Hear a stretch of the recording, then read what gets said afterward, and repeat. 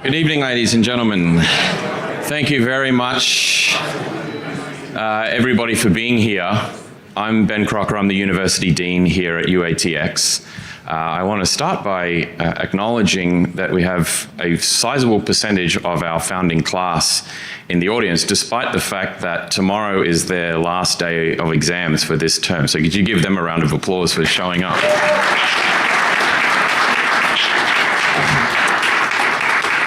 I also want to pass on an important message from our chairman, our board of trustees, and in particular our president, Pano Canelas, who unfortunately could not be here tonight, but is a dear friend of our distinguished guest this evening, and who asked me to make sure that we all take very good care of Rod Dreher while he's on campus. So Pano was very disappointed not to be able to be here tonight, but the life of a university president tends to send you in 50 directions at once, and unfortunately the campus couldn't be one here tonight.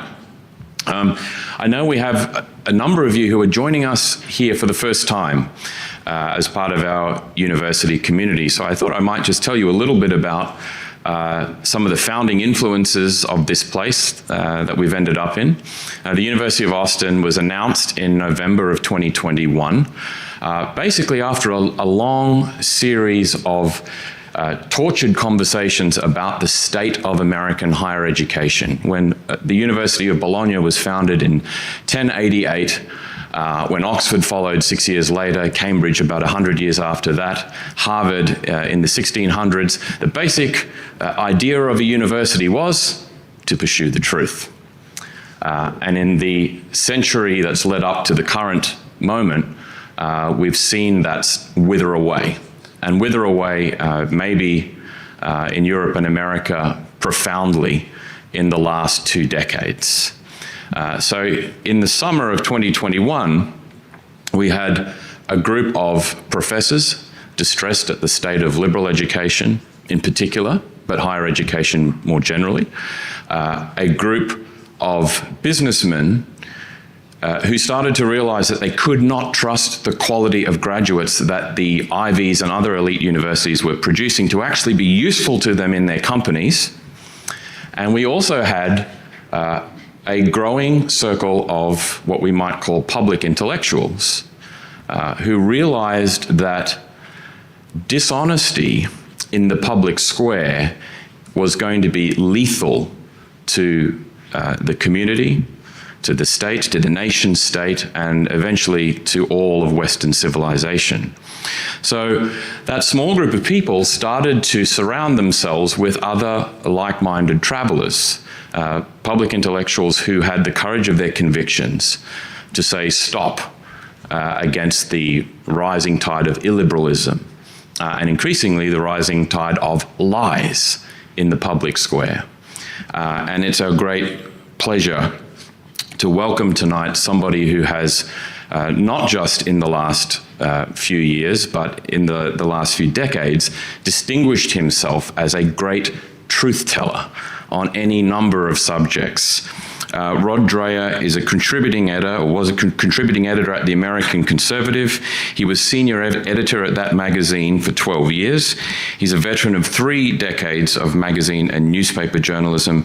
He's also written 3 New York Times bestsellers, Live Not by Lies, which we're going to hear a little bit about tonight, The Benedict Option, and The Little Way of Ruthie Lemming, as well as Crunchy Cons and How Dante Can Save Your Life, which might be interesting to our students. Rod lives in Budapest, but he is here on a book tour, and we are really delighted that we are among the select few audiences that get to hear about this forthcoming documentary and more broadly about the work that Rod's been doing. So Rod, welcome to UATX, and thank you for being here.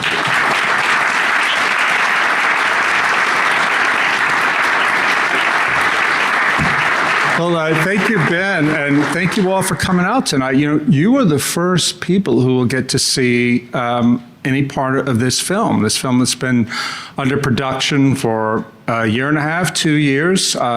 It's based on my book, Live Not by Lies, which came out in 2020.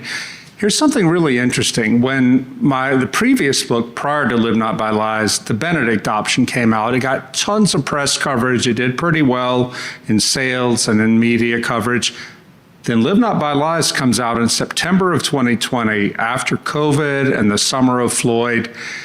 Zero press coverage at all outside of podcast.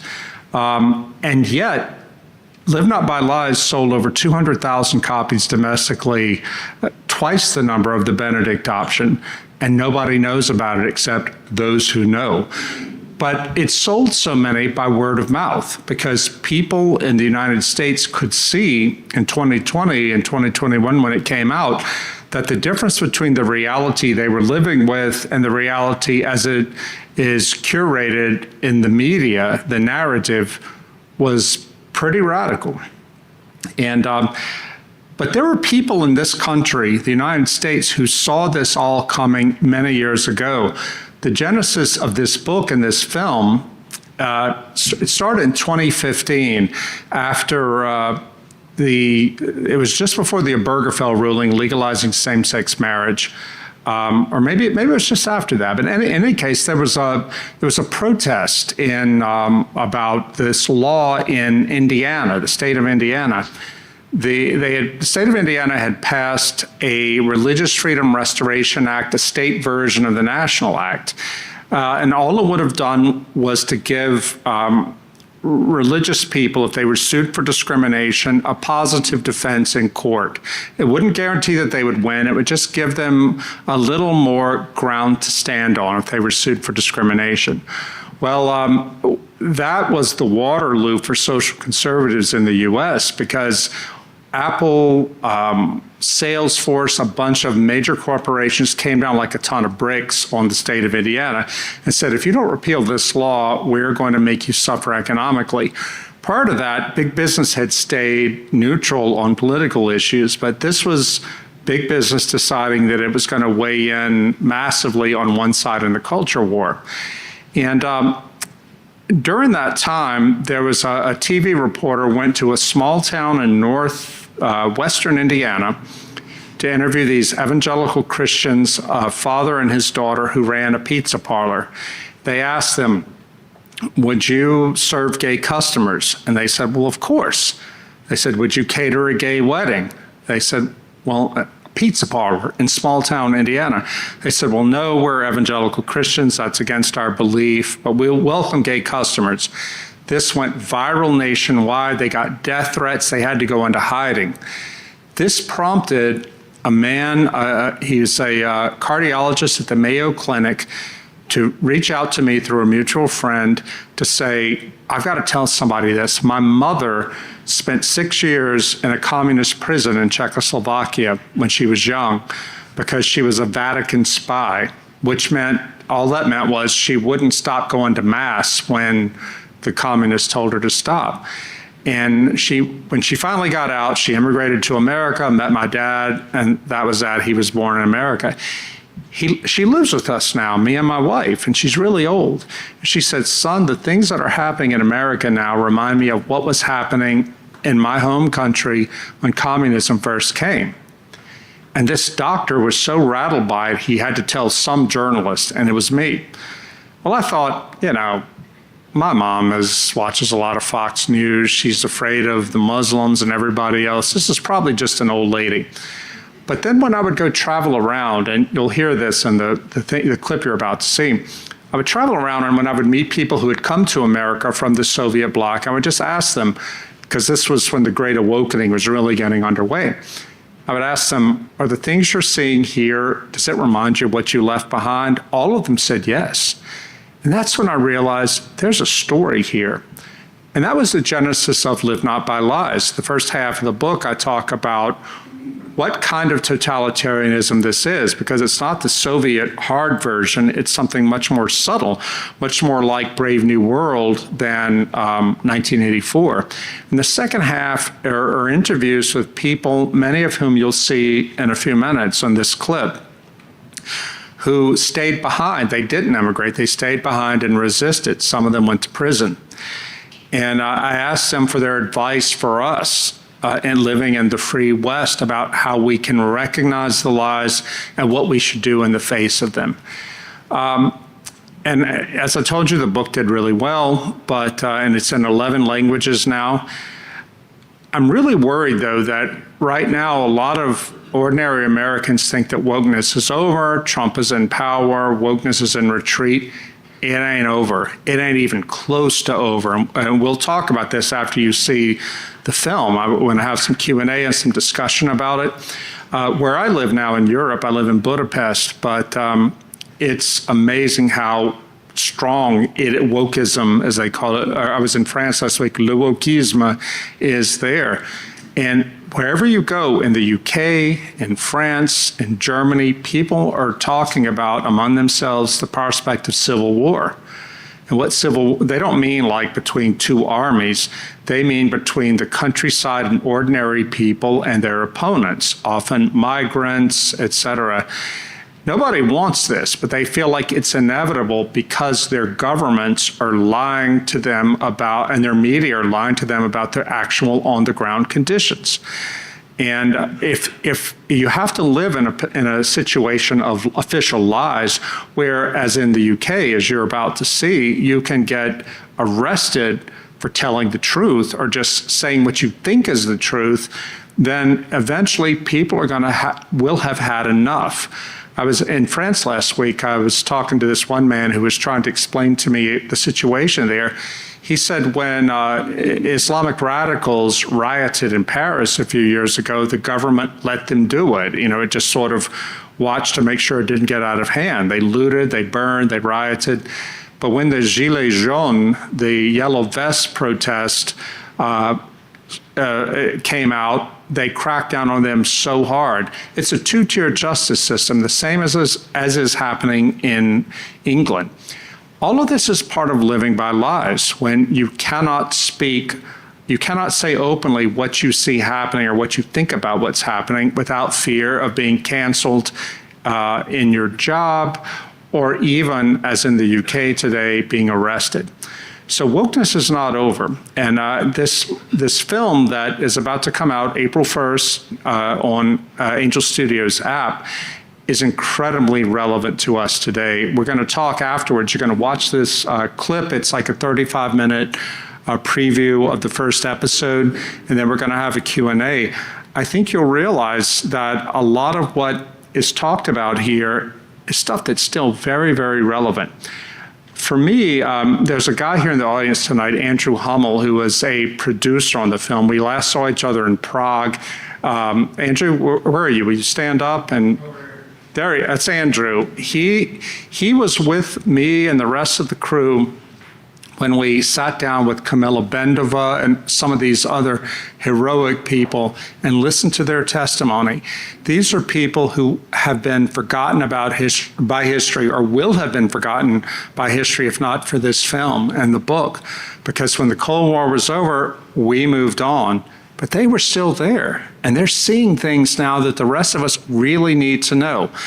I am really grateful to God for giving me the possibility of having written this book and having been part of the making of this film. So these people, many of whom are quite old, there's one woman who's in the film, Gabrielle Kirchmary. I just told Andrew, the first time we saw each other since we were together, said she died since we filmed her. And they're dying out. They're old. They were the witnesses of the 20th century of totalitarianism, and we in the modern West don't want to hear what they have to say. Well, you're about to hear what some of them have to say, and I thank you so much for coming out tonight. I'll see you after the movie.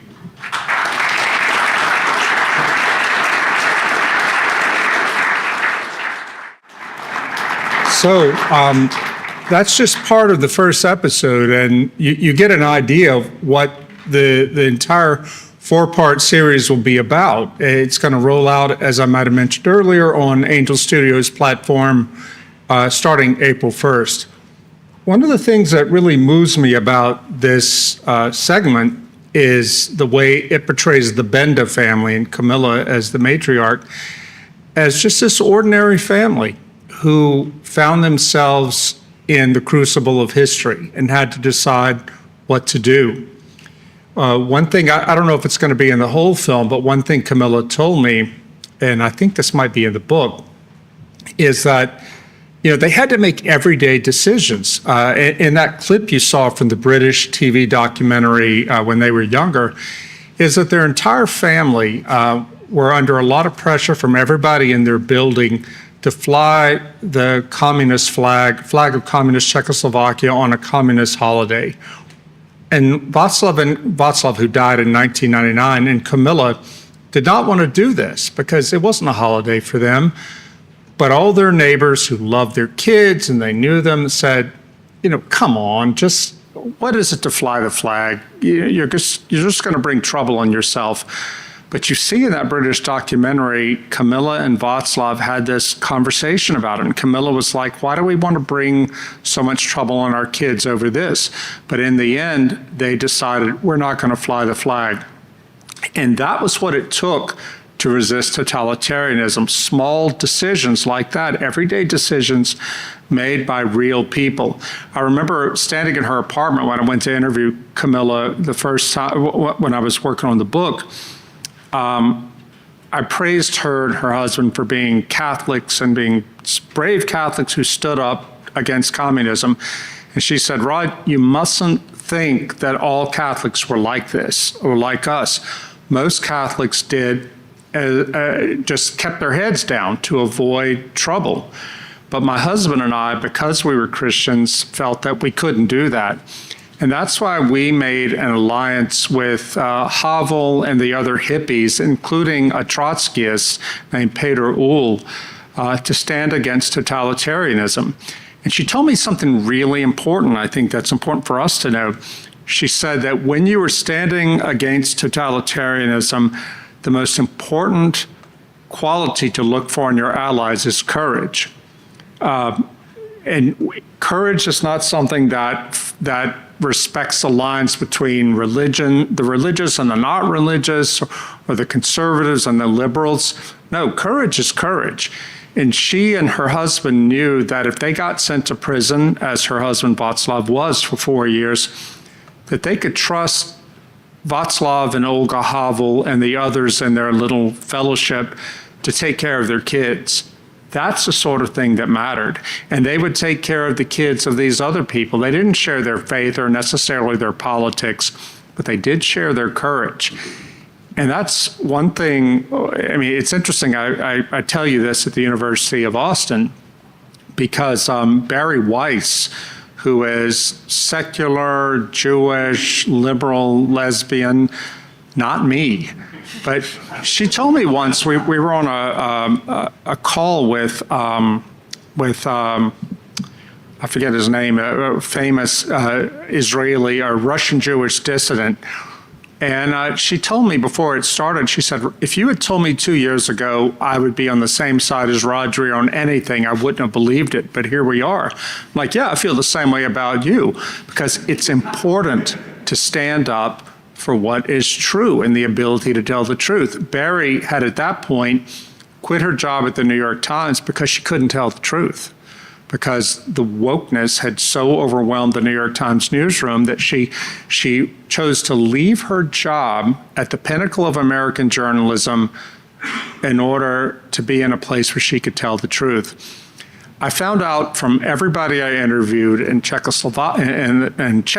Slovakia, Hungary, Poland, Romania, Russia, everywhere I went, the one connecting thread of advice from every one of these dissidents is the one thing you need to have in order to withstand totalitarianism is the willingness to suffer. I remember standing near Red Square one early November day with the snow starting to fall. I had just spent 2 hours interviewing an old man named Yuri Sipko. He was a Baptist, a Russian Baptist, and the Russian Baptists had it really hard. Not only did the communists persecute them, but the Orthodox Church, I'm Orthodox, but the Orthodox Church persecuted them. And after the interview, we were standing outside saying goodbye, and he looked at me in the eye. He looked up at me because he's a short man. He said, you go back to America and you tell the church that if they're not prepared to suffer for their faith and for the truth, then their faith doesn't mean anything. Now, to hear something like that from a man who had just finished telling me about when he was a boy during the Great Terror, Stalin's Great Terror, you know, what the women had to do because all their men were sent to prison, how the women held the community together and taught them the faith despite everything, that was really quite something. Anyway, I'd like to hear your responses, your questions. We'll talk about this. If you have any questions for Andrew, he's here too. I mean, it was interesting to me because by the time Andrew Hummel and the crew came over to do the documentary, I was so familiar with all this material that I was kind of numb to it. But to watch how, you know, the guys on the film crew reacted to all these things, hearing it for the first time, really touched me. It made me realize how powerful these stories are. Does anybody have a comment or a question they'd like to ask? Please stand up. Thank you, Mr. Derrick. It's hard to argue against the claim to tell the truth, but I think maybe an appeal to fear, it's worth pushing it. First, really quickly, just to get a good definition of totalitarianism, and we got a definition from, I think, Stalin, but I also want to make sure that we agree on the definition. Is it total control of your life? Any system that has total control of your life? Yeah, there's a difference between authoritarianism and totalitarianism. The authoritarian just wants to have political control of a situation, of a society, right? Right. The totalitarian wants political control, but they politicize all of life. So they want to have control of all aspects of thought, of speech, of the way you live. Okay. Because they want to erase the past and replace it with their ideology. Gotcha. Okay, so total control of your life. So I realize that this is a series and that there's a lot more to the work. Yeah. So I want to be gracious and not judge it just based on this, but all I have to go off of is this. So in the episode, it presented a great and beautiful, moving description of totalitarianism in Slovakia. But I want to know, do you have any evidence that totalitarianism is present here in the United States? That's not an appeal just to some other people's conclusions and their comparison to America, to Slovakia. Like what evidence that you have that there is totalitarianism? I hear you. That's a great question. And this is why I found it so difficult at first to take what the emigres were saying about how we feel a totalitarianism arising here. And this is why I call it in the book soft totalitarianism. It's not 1984. There are no gulags, there are no bread lines, or no secret police.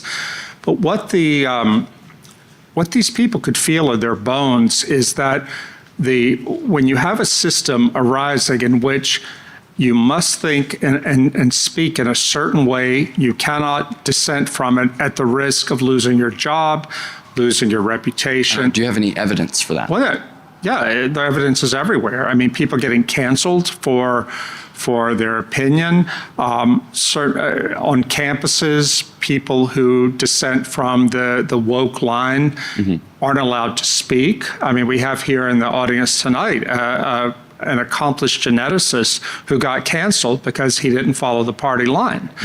This happened over and over and over again.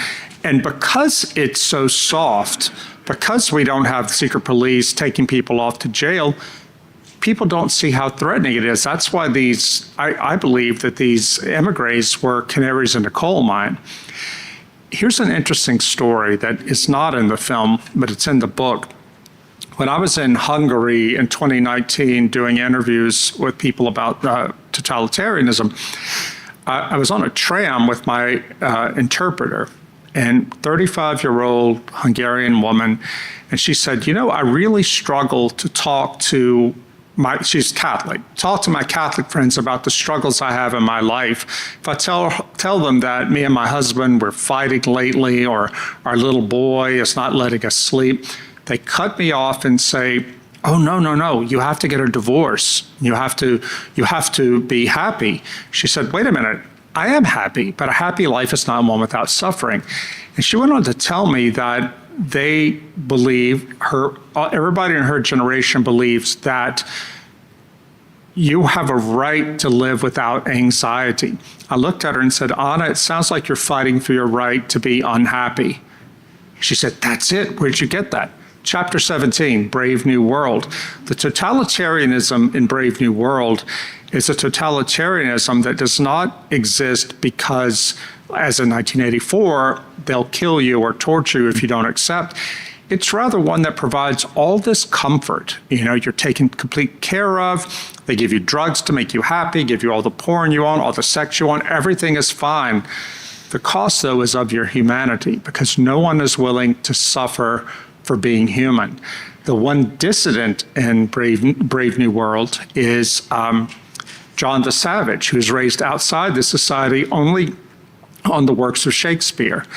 And he says that he would rather suffer the possibility of being unhappy or of suffering to be free and fully human. And the world controller for Europe, Mustafa Mond, doesn't say, okay, we're going to torture you to make you join our society. He just says, go, be happy, do what you want to do. This is the essence, I think, of the totalitarian mindset that we're accepting now. We're so afraid of suffering any inconvenience or anxiety that we're willing to accept the lessening of our humanity and relinquish our freedom for the sake of being at peace. Okay, so that was my question. Because if totalitarianism is total control of your life, who is trying to have total control of my life? Or what system is taking total control? I would say... Is it pleasure? Is it trying to avoid unhappiness? Yeah, is that it's the system? pleasure, it's hedonism, it's things that, for example, we all do this. I do this too. You know, when we are so eager to have a smooth, frictionless life that we will surrender parts of our liberty to what Paul Kingsnorth calls the machine. For example, in China today, and this is in my book, I talk about the social credit system, where in order to have a smooth, frictionless life, you have to bow down to the government and do what they want. And the police don't necessarily come around to force you to do this. It's all taken care of by the machine. You know, if you do things like download the speeches of Xi Jinping and, you know, you prove yourself to be a model citizen, the algorithm measures it and gives you more and more opportunity in that society. If you don't, you go down. And so the system molds people to be conformists. And look, nobody wants to lose their job. Nobody wants their kids not to be able to go to college or et cetera, et cetera. And so it is a way of forcing conformity on people for being dissenters from the managerial liberalism. But force, and I know I'm taking up a lot of time, but I just think the appeal to fear is kind of unwarranted. Why are you comparing what's happening in America to systems of totalitarianism that are strong top-down force? You're saying, no, it's not top-down force. It's soft and it's under here, but we're going to use these really stark images of force and death and control. It seems like what you're talking about here in America is just decadence. Well, yeah, but what's that? COVID. All right, stand up. Say what you want to say.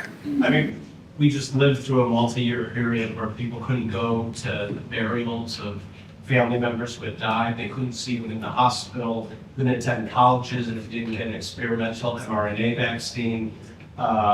You couldn't travel.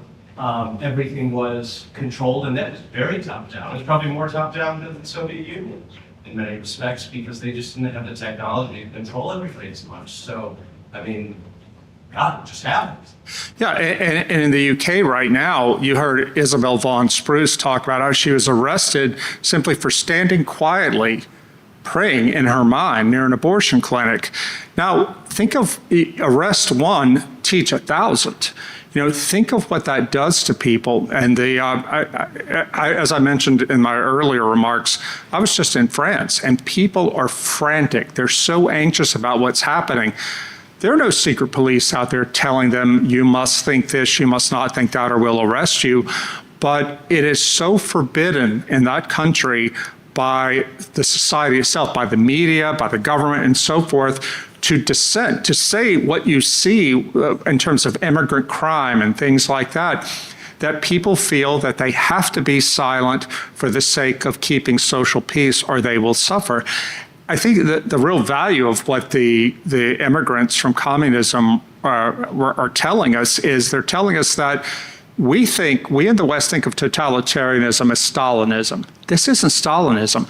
In fact, a Slovak priest said, when I was working on this, he said, in a way it was easier under communism because the line between good and evil was so clear. You knew who the evil people were and who weren't.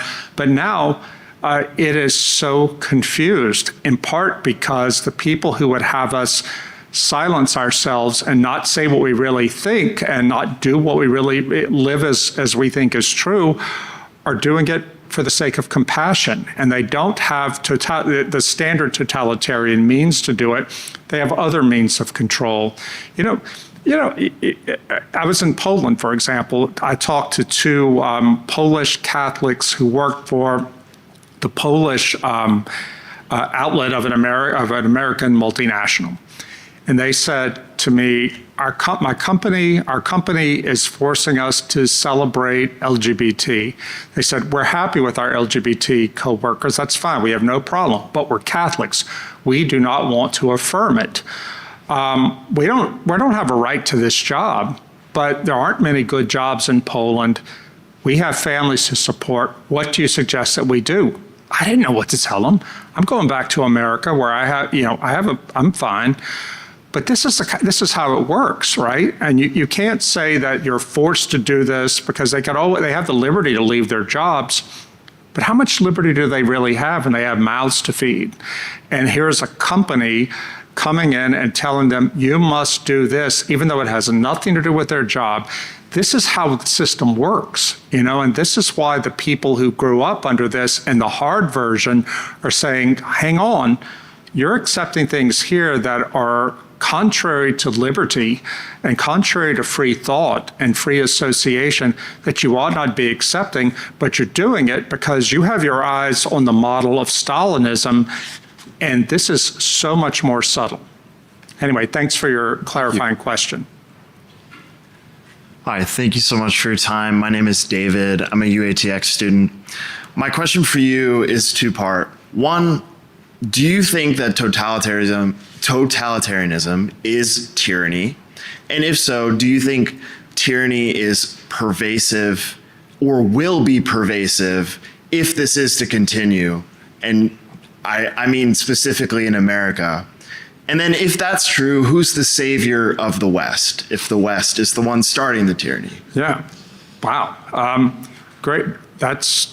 These are the main questions. I think that totalitarianism is certainly tyranny. When we cannot say what we think, when we cannot read what we want to read, when we have in Wales right now, in the UK, the Labour government in Wales has ordered museums to, quote unquote, decolonize. And that's going to mean taking down statues of Wellington and of Admiral Nelson because the government wants to make immigrants and the diverse comfortable. They're erasing history. This is what the communists did. This is what every revolutionary regime does. They take down statues. They try to control cultural memory because to control the memory of a culture is to control the people there. So whenever you see the woke and the woke in power in universities and corporations and so forth trying to do this, it is tyrannical. And when I met a guy right after Trump was elected. I was at a conservative conference, and a young man who had been forced into early retirement from the military came up to me because he knows that I'm friends with J.D. Vance. He said, you need to tell J.D. Vance that the only way that they're going to get any control back of the military is to fire every general 3 stars and above. I'm like, whoa, why? And he told his story. He said, and I've heard this from so many other military officers, either retired or active duty, they said that under the Obama administration, they made politics cultural politics part of what you needed to salute in order to be promoted. You had to salute DEI. You had all of it. I don't need to tell people here what that regime is like. But if you didn't, you couldn't get ahead. And this young man told me that, he's an evangelical Christian. He had been in media relations for the U.S. Army and was told to promote some new transgender initiative. And he said he went to his boss, the commanding officer, and said, "Sir, I can't do this in good conscience because I'm a Christian and this contradicts my conscience. May I have a religious exemption?" which was available to him. And his commanding officer said, "I can get you the exemption if you really want it, but it's going to destroy your career." He ended up retiring because he wouldn't violate his conscience. Now, what does that have to do with the military? But you see, this is how it works. And I've worked for newspapers. I saw this happening in newspapers where if you dissented from the left-wing party line, then you had better keep your mouth shut or you would be shown the door. I was telling somebody just before we started about how this happened to me at the Dallas Morning News. I made a perfectly ordinary comment about terrorism on the Dallas Morning News blog when I was working for the editorial board, and one of my minority colleagues accused me of creating a hostile work environment. Now, I call terrorists savages. That's the word I use, savages.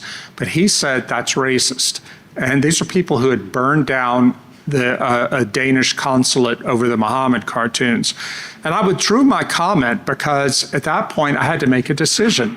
Is it worth me getting fired and driven out of the newspaper under a cloud of, oh, this guy might be a racist, I had 3 young kids, and on and on? Or do I suck it up, withdraw the comment, and just keep my head down?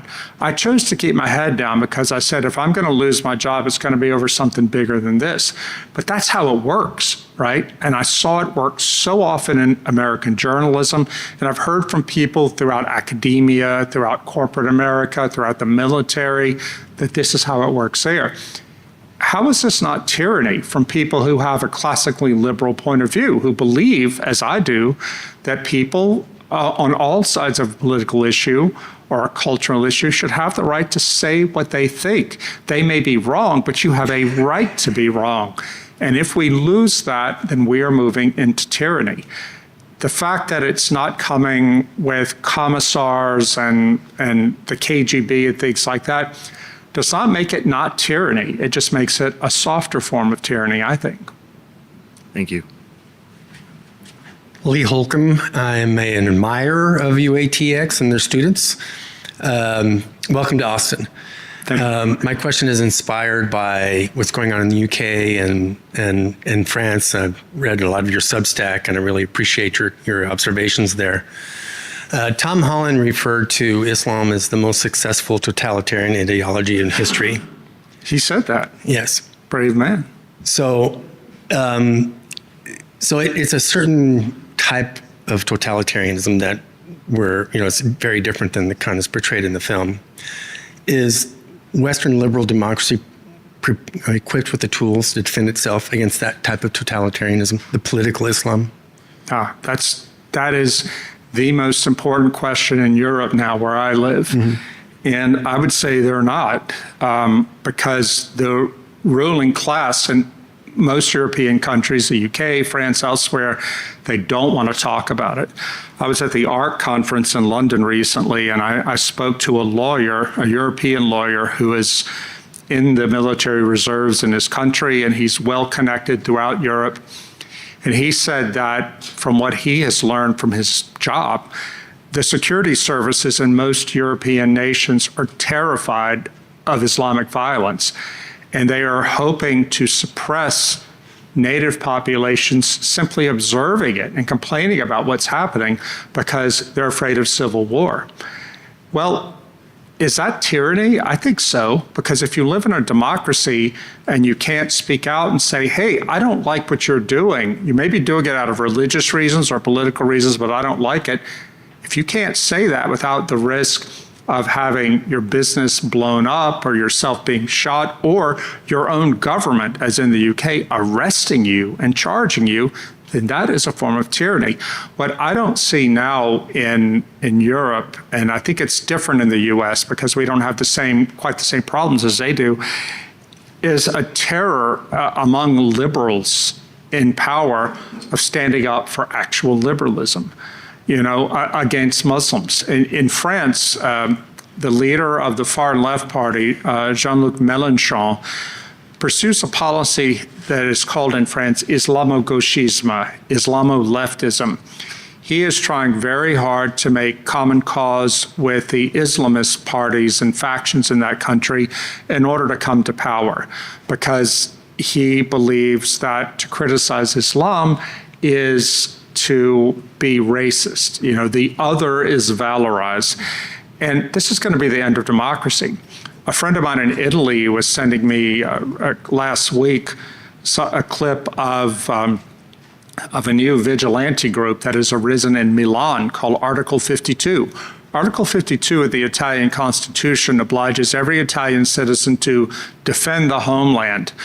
Well, these vigilantes of that group are so sick and tired of the government allowing migrants and Muslims to attack and rape, kill, rob local people, that they've taken into their own hands defending the homeland. Now, this came out right after the judiciary in Italy is very left-wing. The highest court had ruled that the Italian government has to pay damages to a group of illegal migrants because it delayed their landing on Italian shores by 6 days. They were coming illegally, but the court ruled that the government is at fault for not allowing them to come right away instead of making them wait 6 days to land illegally. My Italian friend said, these people are going to destroy democracy because they are making these decisions against the will of the people, against the interest of the common people.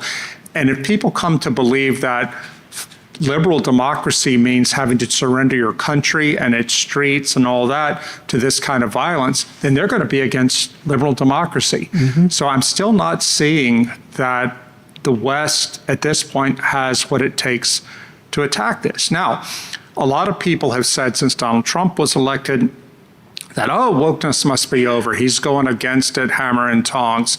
I'm glad he's doing that. I'm not a huge fan of Donald Trump, but I'm really glad he's doing that. But you mustn't make the mistake of thinking that wokeness is over. Peter Boghossian is one of these people that I've become friends and allies with in the same sense that Camilla Bendova said that we should do. Peter is an atheist, a left-winger, but he's incredibly brave in standing up for free speech and freedom of association, for classical liberalism. And I was with him on a panel in Budapest talking to a bunch of Hungarians right after the US election. And he looked at them and said, don't you all think that wokeism or wokeness is over now? It took the woke so long to march through all the institutions, and they're not going to give up overnight just because somebody they don't like is in power. They believe that they are fighting a holy war. They believe that they are not just fighting political opponents, they're fighting a war against evil. And you don't just give up in that case.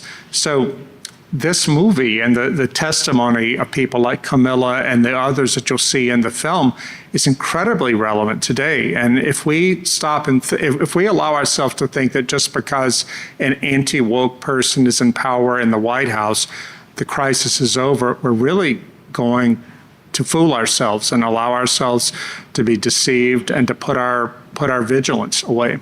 Thank you. Yeah. Owen McNally. So I'm curious what you're hearing from your contacts and friends in academia. I'll just say as an academic, I don't feel like I can do my job properly. There's just too much pressure, and there's potentially very adverse consequences like investigations on the federal level for saying the wrong thing. My sense is that what you're describing is accelerating in academia and in some of the major, like for instance, scientific and medical journals. Are you picking up on that also? Yeah, they're saying that too. I mean, it's incredible. If you're on Twitter, we're all on Twitter, or at least my generation is on Twitter, you see this all the time. It's still continuing. They're not stopping. And in fact, many of these people, elites in power, woke elites in power, believe that they have a moral responsibility to continue in defiance of the regime in Washington. And it's, I think a lot of people who are a good liberal in the sense that everybody's liberal, that they want free thought and that sort of thing. We've been like Camilla Bendova's neighbors. You keep your head down and think this craziness is going to pass eventually. Just wait it out. You can't just wait it out because your kids are being educated into all this, and somebody's got to be willing to stand up. But it's dangerous to be the first or the second or the third person to stand up. Václav Havel said something really important. How many people here know the parable of Havel's greengrocer? Who's heard of that? Not most people haven't. I'll tell you, it's really important for this.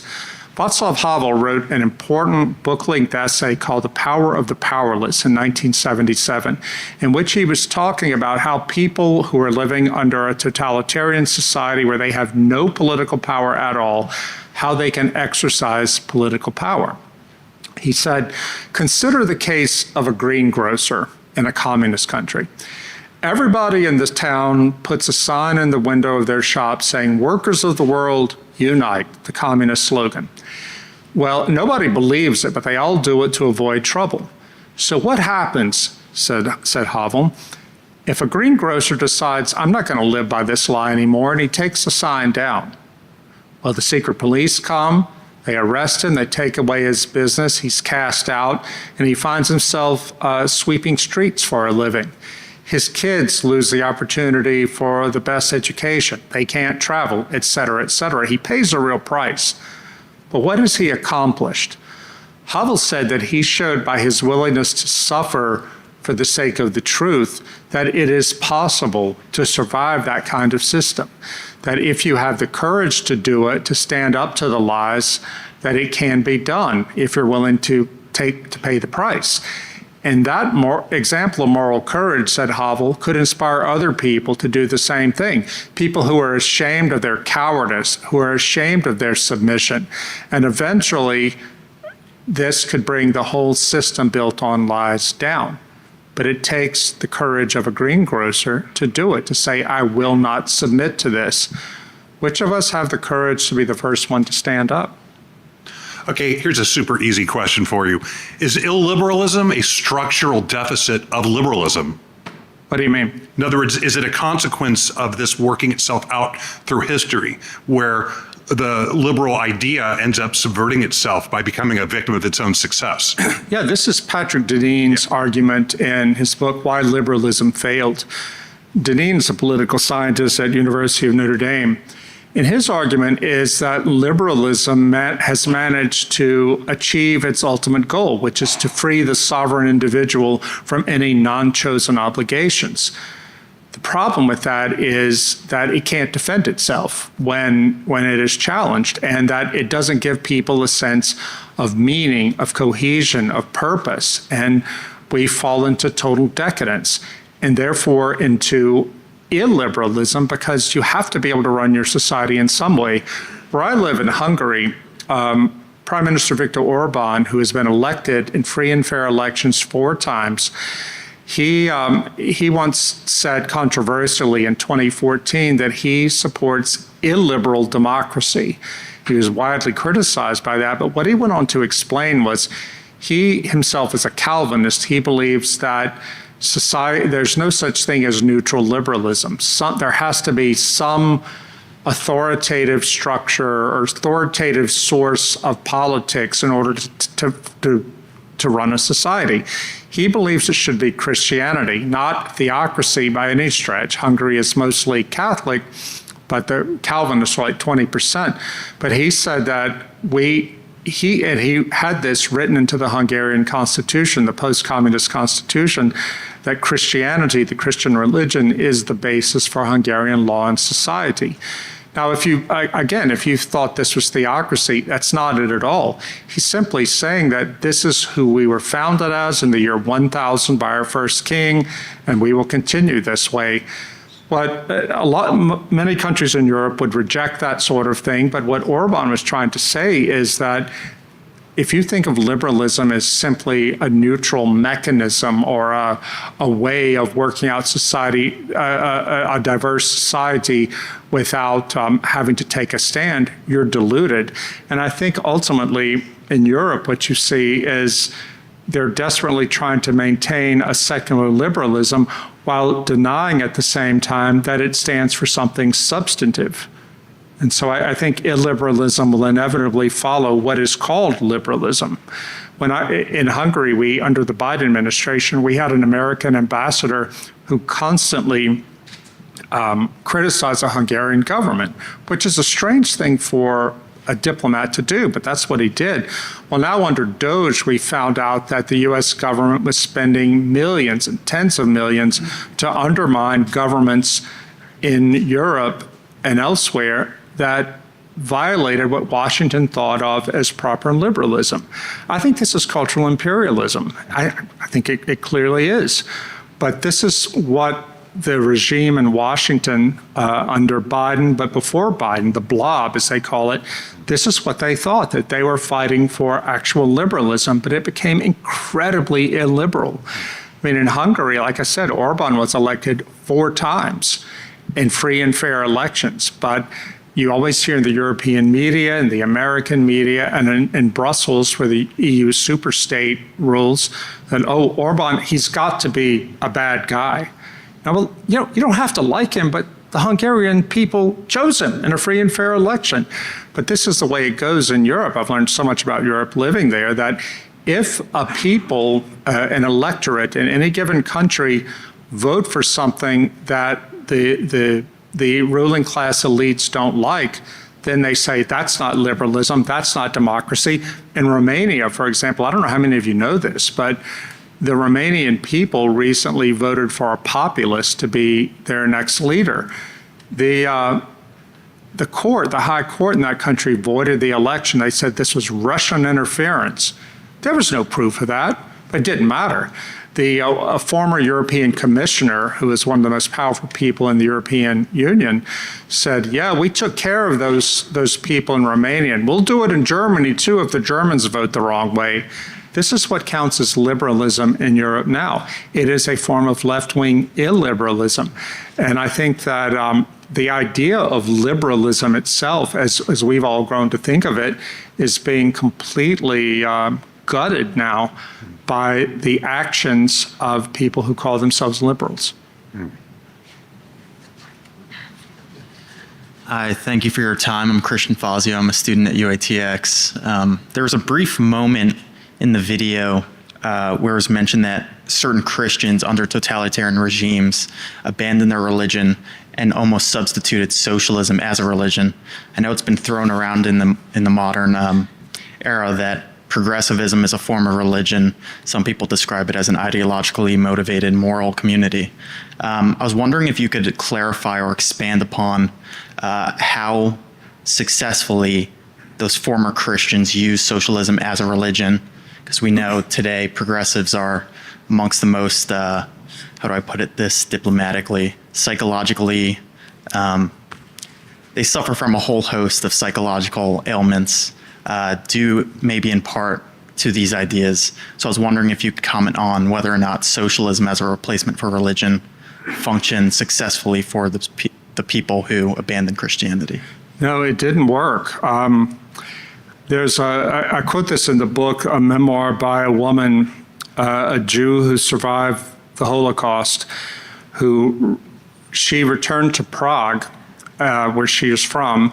She and her husband, also a Jew who survived the Holocaust, and they embraced communism. She said that we were so desperate for hope, for a sense of hope, that we embraced the thing that offered us hope, we thought, and it was the farthest thing from Nazism. Well, in 1952, there was a purge of Jews by the communists. They blamed the Jews for everything, and they killed her husband. And this is what broke her faith in communism. And she wrote an incredibly moving memoir about losing that faith. But it came, again, it's important to remember that these people had lost everything. And they weren't religious people, the Jews and many, many others in Eastern Europe. And communism was held out to them as something they could believe in. But they quickly learned that this wasn't true. Russian-American historian named Yuri Slezkin, he teaches at Berkeley. He wrote a great book called The House of Government, A History of the Russian Revolution. And he described Bolshevism, Soviet communism, as an apocalyptic millenarian political cult. And he compared it to other cults like during the Reformation. They believed that the only thing separating us from living in utopia were the bad people. Find the bad people like you want, but the Bolsheviks had their own bad people. And they believed that only after shedding the blood of the bad people and killing them, then we could live in paradise. And they could not compromise with people who didn't agree with them, because for them, dissent was evil. And you don't want to compromise with evil. And so this is what socialism became in power. And I see with the woke, you can see this coming up there. The woke believe that they are fighting evil. They are left-wing illiberals who cannot bring themselves to compromise because, as I said, you don't compromise with evil. Yeah, the thing is, it doesn't work. Politics tries to use Eric Vogelin's phrase, immanentize the eschaton, this sort of utopian radical politics of the left or the right, but we just happen to see it at the left more right now, but it could come from the right too, to try to bring paradise to the earth. Solzhenitsyn said something very important, one of the most important lessons he learned from the Gulag. He went into the Gulag as a non-believer, and in fact, he had been a communist. He came out as a Christian, and he said he learned from his observations and experiences in the Gulag that the line between good and evil does not pass between social classes or races or anything else. The line between good and evil passes right down the middle of every human heart. And that is a profoundly true statement about human nature, I think, but it's also a very Christian statement. Totalitarianism of the left and the right puts the line between good and evil, between us and them. If you're a Nazi, it's between us, glorious, pure Aryans, and the Jews, the gypsies, the homosexuals, everybody else. If you're a communist, well, you know where that line is drawn.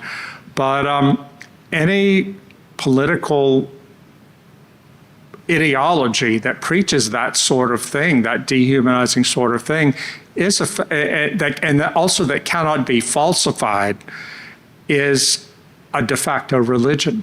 And we see what these jihadists, whether they're Islamic jihadists or communist jihadists or fascist jihadists, you see that they cannot be reasoned with, only resisted and defeated. Thank you. Okay, I have a few questions. The first one should be quick. Are you an anarchist? No. I figured not. I just wanted to make sure. So ultimately, the question is about is what is the goal? What is the society that you're envisioning that is free from totalitarianism, but yet also somehow needs to have control? Otherwise, all societies have to have some form of control. I'm a small d Democrat. I believe in democracy. I would be what was once called in post-war Europe a Christian Democrat. I believe in Christian values. I am a Christian. I believe that a good society is one based on, broadly speaking, on not sectarian Christian values, but Christian values. And you see a lot of this, as the historian Tom Holland has pointed out. So much of what he valued as a secular person in liberal democracy came out of Christianity. I would like to see a society that is broadly Christian and defends that, or Judeo-Christian if you prefer. But it also has to be a society that is built by the consent of the governed. Anything else, I think, is tyranny. But really, I'm much less interested in politics than I am in religion and culture. But I'm not a classical liberal, strictly speaking, but I believe that we live in a very pluralistic society, and for all the problems of classical liberalism, I have not been able to imagine a society that could work any better than what we have now. But we don't even see people willing to defend it now because of what has been called liberalism on the right, with the Tory party in the UK, and the pre-Trump Republican Party has not been willing to defend actual liberalism. A specific example, I was born in 1967 and raised in the Deep South with the idea that Martin Luther King was a great American. I believe he was. I believe in what he taught. How strange it is to have seen in the course of my lifetime the left take up the race essentialism that the right-wing segregationists believed in back in the day. But I haven't seen, prior to Trump, I haven't seen many Republicans willing to take a hard stand on that because they're so terrified of being judged as racist. Now, again, I'm not a huge fan of Donald Trump, but I was dragged kicking and screaming to supporting his candidacy because this wokeness has to stop some kind of way, and I'm glad he's doing what he's doing. Thank you. So the Christian society that you envision, of course, wouldn't be enforced in any way. So I guess I see it a bit confusing still that you want to have a Christian-based society, and the problem is that to some extent we're becoming more secular, religion is disappearing, right. But also in order to avoid totalitarianism, you can't enforce any sort of religion. Right. So how do you handle that problem? Well, my purpose in writing this book and promoting this film are not to promote a Christian society. You ask me what I believe, that's what I believe, but I think it's more important right now to stand up for classical liberal values of free speech, freedom of association, of the right to be wrong without losing your job, losing your reputation, having your Tesla, marked up or burned, that sort of thing. I think that is the most important thing to defend, and that's why somebody like Barry Weiss and we have very different ideas about ultimate right and ultimate wrong, but we can stand shoulder to shoulder with each other to defend a society in which we can debate these things reasonably in peace and not be at each other's throats. If we lose that, God help us, and we could lose it. It has been an incredibly troubling thing for me as a conservative. I'm 58 years old to see anti-Semitism and some sort of fascism arising among your generation on the right. It's not everybody, of course, but I'm not surprised that it's happening because we have accepted so much radical leftism among your generation on the left that we shouldn't be surprised that it's coming up on the right, but it's still really worrying to me because the people of my generation and older who ought to have been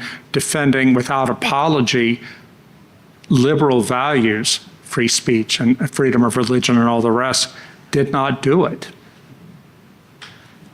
So one more question, and then I'm done. But going back to the idea that we do need some level of control in society, what would the criteria for valid control be? I don't feel prepared to answer that question tonight, just because I haven't thought about it that much. I feel like the fight in front of us now is to defend what we have, to defend the old liberal values, and it is an extremely difficult question because, Alistair McIntyre, a philosopher I really was influenced by when I wrote this book, The Benedict Option. He wrote in the early 80s when he was still a Marxist that in the West we have lost the controlling authority. Whether we were of the left or the right, we still believed in ages past that the narrative of the Bible bounded our political discussions. Well, that's gone now in the West. It left in the 20th century. But he says we don't have a shared source of authority to appeal to. And so therefore, said McIntyre, our arguments all become ultimately unresolvable. We just yell at each other. And McIntyre likened what's happening today to, and again, this was like over 40 years ago he wrote this, he likened it to the collapse of the Roman Empire in the West when it was just chaos. McIntyre, again, he became a Catholic later, but he wasn't then. He said we have a choice between Nietzsche and will to power or Aristotle, a classical form of reason. But, and that's, we have to make a choice of which way we're going to go. But because the system that we built, Western liberal democracy, depended on a source of authority that was no longer shared, that is to say, Christianity. And frankly, I don't know how we're going to get out of this. I really don't. But I feel that my task and what I want to do with this film and what I'll do with my book is to defend the right to debate it out and to argue it out and to come to a conclusion that we can all live with without cutting each other's throats.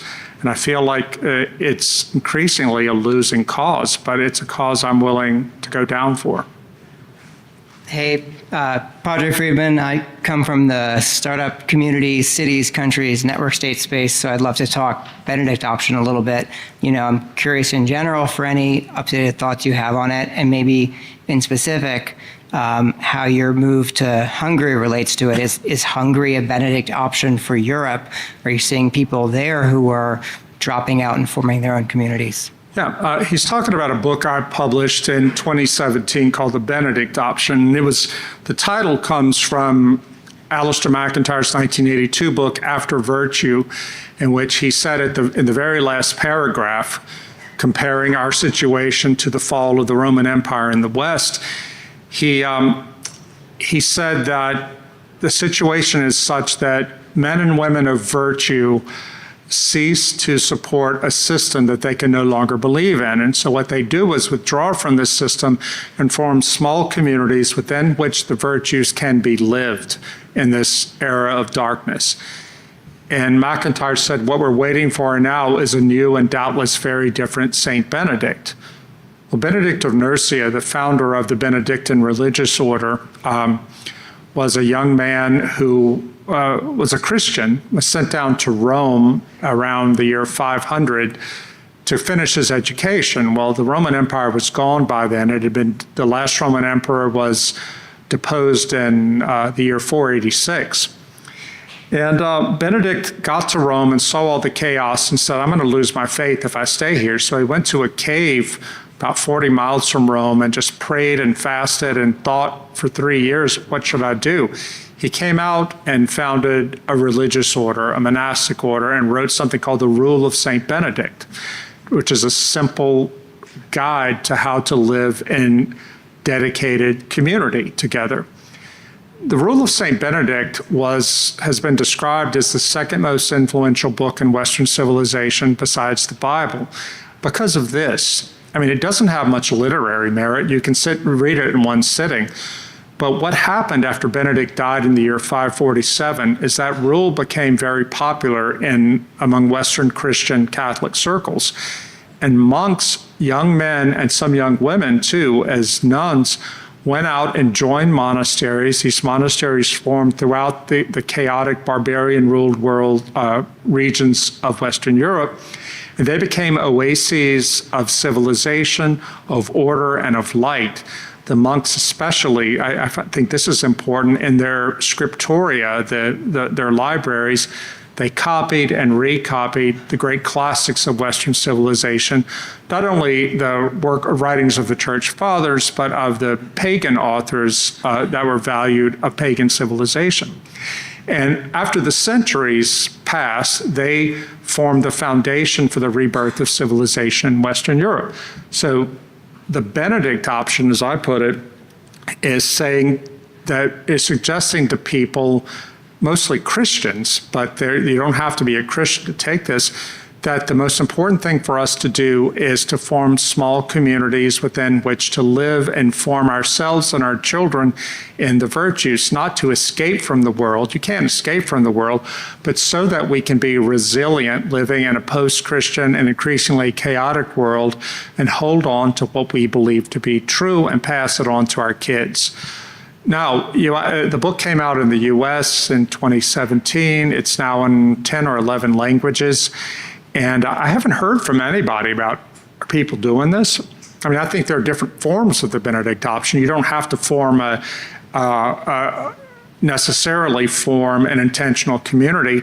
I'm going to speak later this weekend at a classical Christian school attached to a Catholic parish in Greenville, South Carolina. That is a form of the Benedict option taken by people, Catholics, who have lost faith in the educational system, both public and private, and want to raise their kids and educate them in a school that is really Catholic, but also that values the great text of Western civilization, going back to the pagan era up to the current time. That is a form of the Benedict option. They are forming these kids according to a way of thinking and living that is very countercultural. Not so that they can go hide in the mountains, but so that when they go out into the world, they can be fully Christian. In France, I was just there last week for a week promoting the new book I have out. And I heard from a lot of different people who said, your book is really big here in France. I'm like, oh, really? That's great.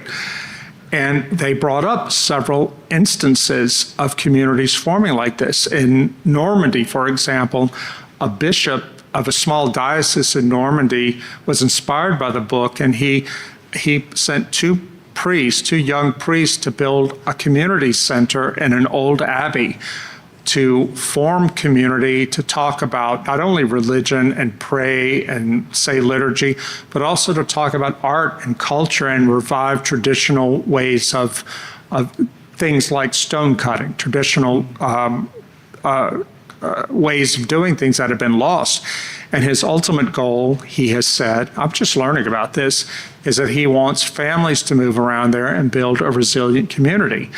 I went down to far southwestern France to a traditional Benedictine monastery on this past weekend, and they do the old Mass there. I'm not a Catholic, but it was incredibly beautiful, incredibly inspiring.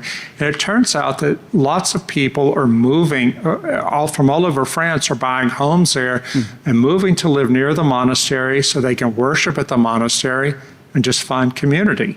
So it's happening, but you would think, as the guy who wrote the book, I would have like the global view of this, but I really don't. I just happen to learn about it online or from meeting somebody who said, oh, your book really inspired us.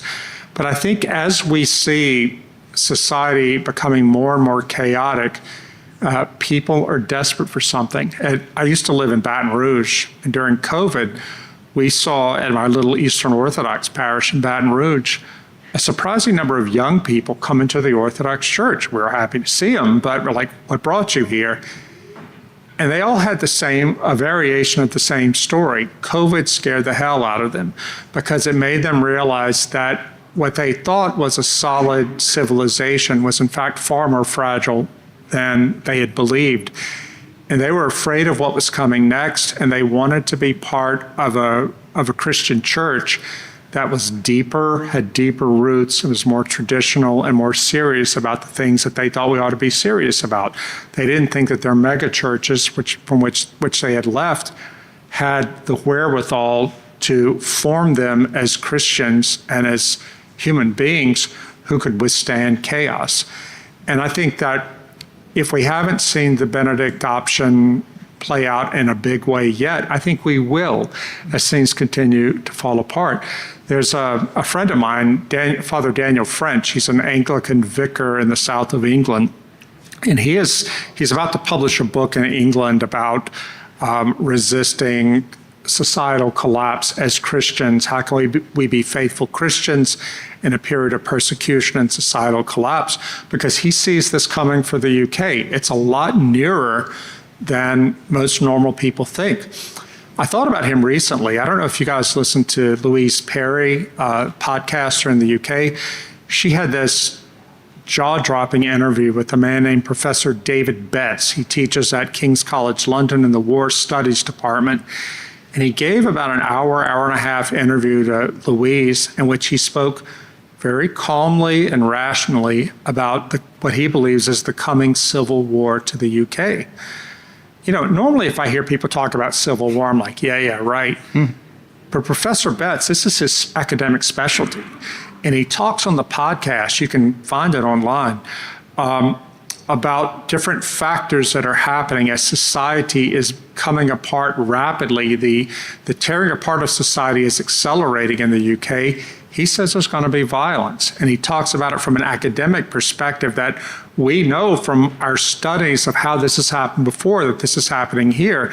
And he said, don't think that you can escape somewhere in Europe and avoid it, because most Western countries have the same problems. You know, it has to do with immigration, with religious extremism, but mostly with the atomization of society, where people have lost a sense of community. And this, as you saw at the very end of this clip, Hannah Arendt said this is the most important factor in the rise of totalitarianism. Mass atomization, when people feel they're completely isolated, they don't have bonds to community, to religion, to institutions, or to anything else that give them a sense of cohesion, of meaning, of purpose, and again, of society. The people, this was what happened in Germany prior to the Nazis, this is what was happening in Russia prior to the rise of the communists, and it could happen here. You know, it could come to us from the left or it could come to us from the right, but it could come if we don't understand what's happening now and take action while we have the liberty to do that. Thank you. Hi, my name is Steve Wong. I'm a college professor, but not at the University of Austin. But I've read your stuff since Crunchy Cons, and so thanks for doing this. You're kicking it old school, Steve.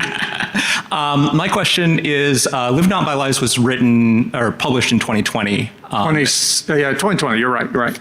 And it's now 5 years later. Given the societal and technological developments in the previous 5 years, is there some chapter that you would want to add to the book if you were to write it in 2025? What a great question. Yeah, I would write about AI, the rise of AI. And I talk about this some in my new book. It's called Living in Wonder. It's not a political book. It's about religion and re-enchantment. And I talk about the rise of AI as a form of false enchantment, as something that we will treat as if it were a god, because it will be super intelligent. And I think that we're already seeing it now. I mean, I find myself, I read Paul Kingsnorth a lot. I'm like, don't get involved with the AI. But when I need a quick answer, I just go over to Grok and get the answer. I'm like, nope, stop, don't do that. But it's happening. You know, this is, you tell yourself, I'm not going to use my phone. I don't want to be a slave to the phone. But you do, because we create a society in which if everybody's doing it, you have to do it. I mean, you don't, strictly speaking, have to do it, but it becomes normalized quickly. AI, I believe, is going to be something utterly revolutionary, more revolutionary than the internet. And we can't even fathom how much it's going to change our lives. And one of the things that concerns me, probably the thing that concerns me most of all, is we will outsource our thinking to the algorithm, you know, because it'll be able to reason much better than we do. And there was a man I quote, a Canadian professor talking about AI, and he sees the rise of AI religions. And he says, because think about it, you know, you have, with the creation of AI, various AIs, you will have a super intelligence that will be able to answer questions for you at a level most human beings can't. It will know more about you than you know about yourself, et cetera, et cetera. It will be, for all intents and purposes, like a god. And he says that it's just human nature. People are going to default to the AI to tell them what to do, to adjudicate moral dilemmas and political dilemmas and so on and so forth. I had not, when I wrote Live Not by Lies, I had not really thought deeply enough about what AI could do. I do talk about technology, surveillance technology, as being a great threat, but AI is something that is especially dangerous because it makes our lives so much easier. It follows the totalitarian, the model that we give of soft totalitarianism, but puts it at a very high level and an accelerating level because it will make our lives easier. But then you have to ask yourself, who is programming the AI? You know, and if we give it these godlike attributes, because it makes our life easier to turn to AI to make these decisions, somebody is programming that thing and teaching it what basic principles to operate from. And I think that's how we stand to lose our liberty in a way that I didn't appreciate fully back in 2020 when AI wasn't as much of a discussion among normies like me. But if you read, the more you read about this stuff and how fast it's accelerating towards artificial general intelligence, it really, I think it's going to be probably the greatest threat to our liberty, and we're not ready for it. I remember having a conversation 2 Christmases ago. I was in Hungary at a country house, and there was somebody there, strong Catholic family, somebody there who worked for one of the major AI companies in Silicon Valley. She was over for the holidays to see her parents. And my son, Matt, who's 25, he's in grad school, and he was arguing with her. He's like, how can you do this? How can you do this work? You see what it's doing to human liberty. And she said, if we don't do it, the Chinese will. They're doing it now. We've got to do this to protect ourselves. And Matt didn't accept that at all, but I could see both sides of it. I mean, the Catholic woman understood perfectly well what Matt was saying. She was saying, this is an arms race. We don't have a choice. And you see the parallel to the nuclear arms race. This stuff could destroy humanity, but we're so caught up in this competition that we feel that we don't have a choice. I think AI, because it is now and will continue to be so deeply integrated into everyday life, that we're going to see our liberties and our very humanity slip away from us without even recognizing what's happening. Do you think that, Steve? Kind of. I was just wondering, sort of the solutions that you present in the second half of Live Not by Lies, which would you sort of propose as maybe being the most effective defense against AI? Yeah.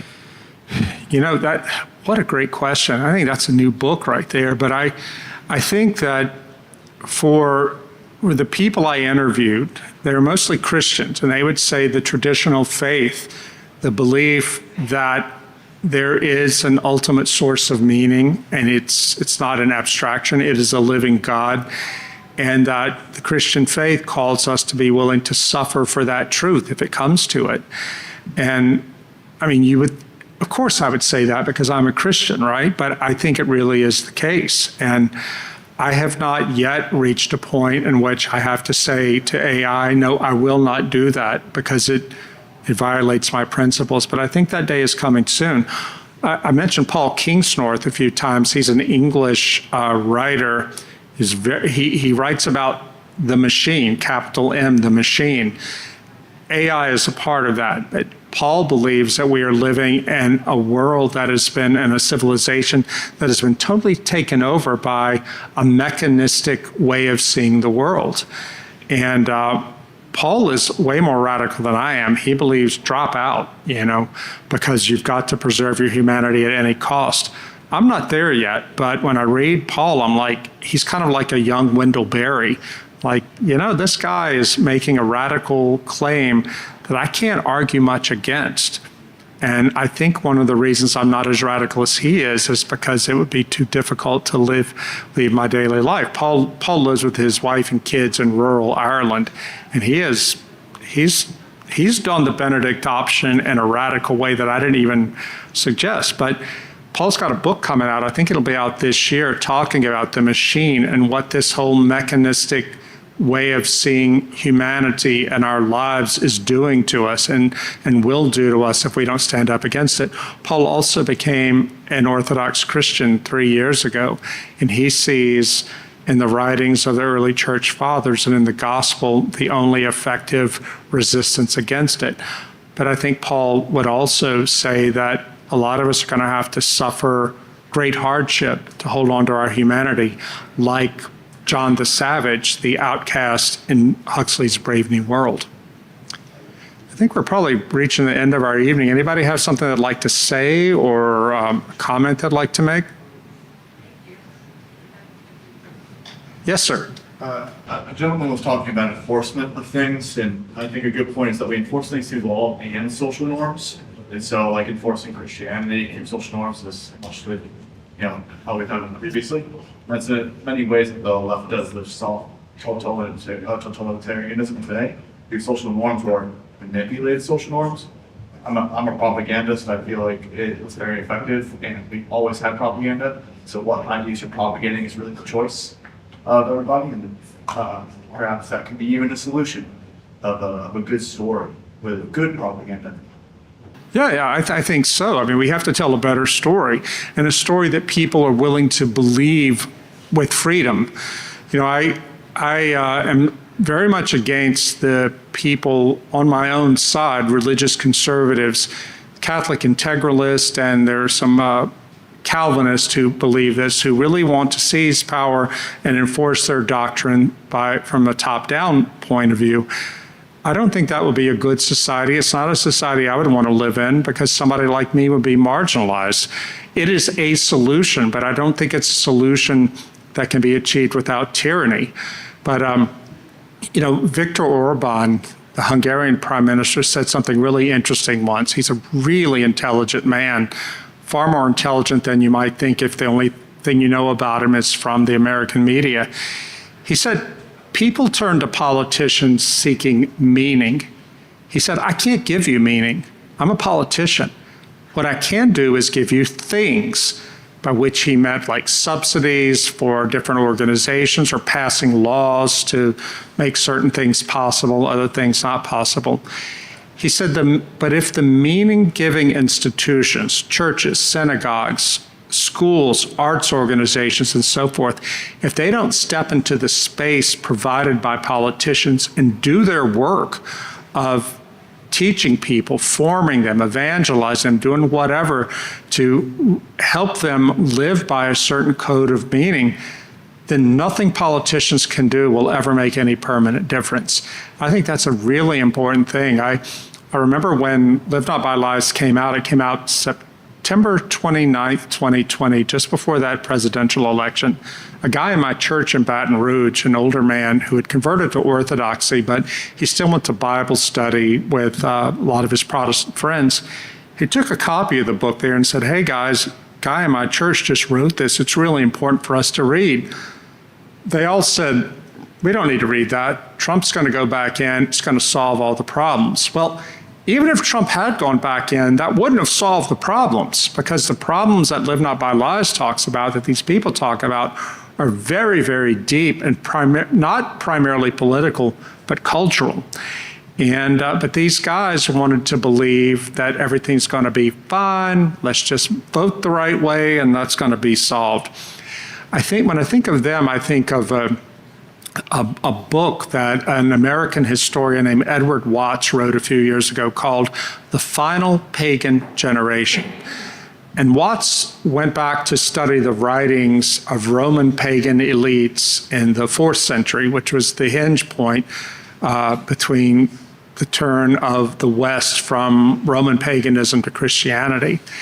And what he found was that the people who came of age, the Roman elites who were raised under the pagan system to believe in the pagan gods, go to the pagan worship, et cetera, most of them had no idea what was happening in their own civilization, even as Christianity was making great strides at undermining the entire structure of pagan ritual and belief. They believed, even up until the time till they were old men and women, in the late part of the century, they believed that Rome would still be pagan. Rome had always been pagan. Look, the temples are still open. We're still celebrating the festivals. What they didn't see was everything had been completely undermined. And of course, Roman paganism disappeared. I think that's the same thing is going on with Christianity and to a lesser extent with liberalism. We are so used in this country to believing that America has always been Christian, very broadly speaking, and America has always been liberal, living under the Constitution and so forth. But in a democracy or in any country, when people no longer believe in those myths, and I use myth not to mean something that's false, but a story, a shared narrative that tells us who we are and what we are to do. If people no longer believe in that, then the structures that depend on those narratives, on that myth, are going to fall eventually. And so I think we're very, very late in the game in the West.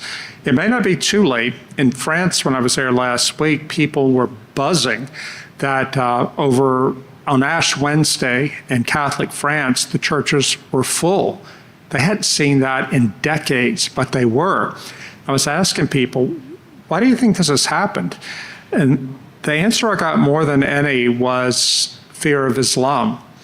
That people are now, ordinary French people are starting to fear that plain old secular French liberalism is not enough to resist the strong God of aggressive Islam, and they need to reconnect with their ancestral religion. I think that is a correct impulse, but I was startled to see that it's actually happening now. But I tell you, I don't know how much gets reported here in America, but the violence on the streets and the crime on the streets every day in most of Western Europe caused by either radical Muslims or migrants is incredible. And it is, when J.D. Vance went to Munich, the Munich Security Conference, and gave a speech in February telling the Europeans, hey, your real problem is not the Russians, your real problem is in your own countries and your failure to deal with what's happening in your own countries, the social instability and destabilizing force of mass migration and so on and so on. And your attempt to keep people from talking about it by enforcing speech codes with law and custom, that's the real problem to your national security. Oh man, the European elites, they did not want to hear that. I found myself on French TV and doing interviews with French newspapers about my non-political book about religion. Half the interviews were about, tell us about J.D. Vance. You know, what's wrong with him, and on and on. It made a huge impact over there because those people the ruling class has to know that they're losing it, and they're losing the trust of their own people as they cannot seem to stop their societies from disintegrating and headed towards civil war. Now, that I didn't expect to end on civil war after this, but the important thing for us all to remember, should things continue to disintegrate and become more and more violent, that we have to be incredibly vigilant about the lies that are told by our own government, maybe even by our own side, the side we voted for, the lies that are told by media, the lies that are told by social media to try to bring us to believe things that may not be true.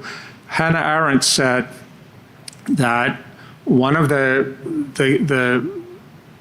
clues that totalitarianism is on its way is when people choose to believe things that aren't true and can be known to be not true. They believe them because it feels good to believe them, or because it satisfies what we want to believe. That when we become that sort of person who chooses to believe a lie because it's useful to us, then we are well on our way to totalitarianism. And that's something I would say to the left, to the middle, and also to my friends and colleagues on the right, that none of us are free from the temptation to totalitarianism.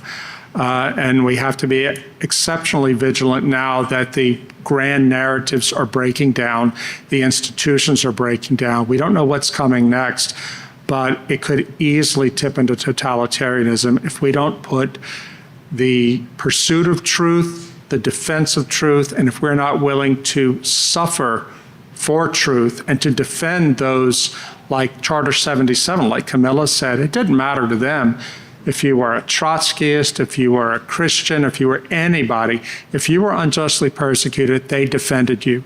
We have to be that sort of person too. And I hope that this film will help wake people up to that aspect of this whole drama that we're now living through, and I think we'll continue to live through.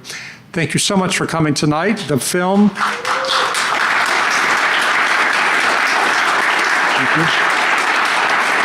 The film will be available, as I said earlier, on Angel Studios platform. I think they have an online platform. It'll roll out over the month of April in 4 one-hour episodes, a new one each week. And I got to tell you, I knew this story from top to bottom from having worked on it for so long. But when I saw the last 10 minutes of the final episode, I was on my couch sobbing. Literally, I broke down.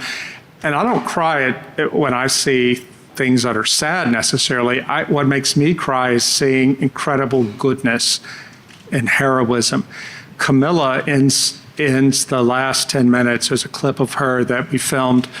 She's talking about how the Czech resistance, they were totally into Tolkien. They read so much Tolkien.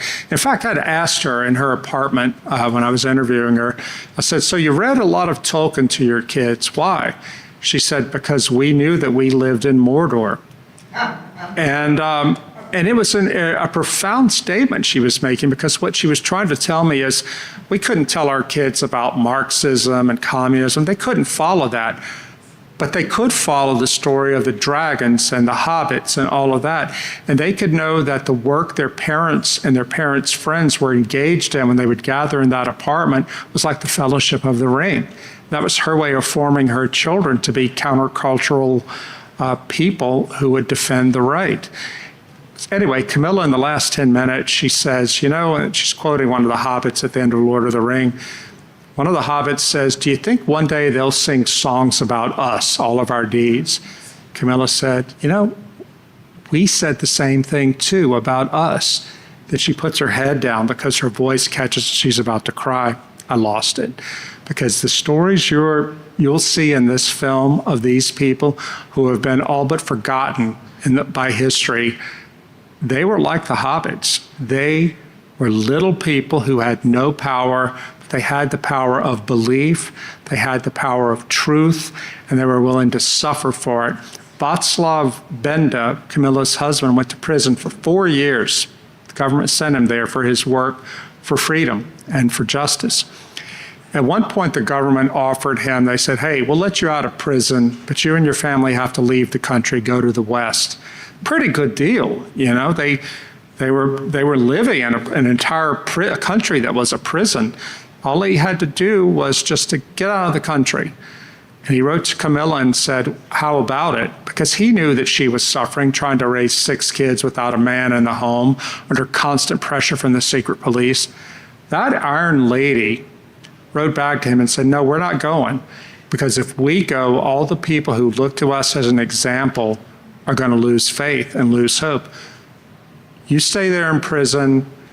We'll stay here. Let's just keep going and keep suffering for the truth, and God will take care of it. And he did. That is a hero. This old lady is a hero. And I'm so grateful to God and to Angel Studios and to Andrew and the team that put this movie together, that their stories will be magnified. Thanks and good night.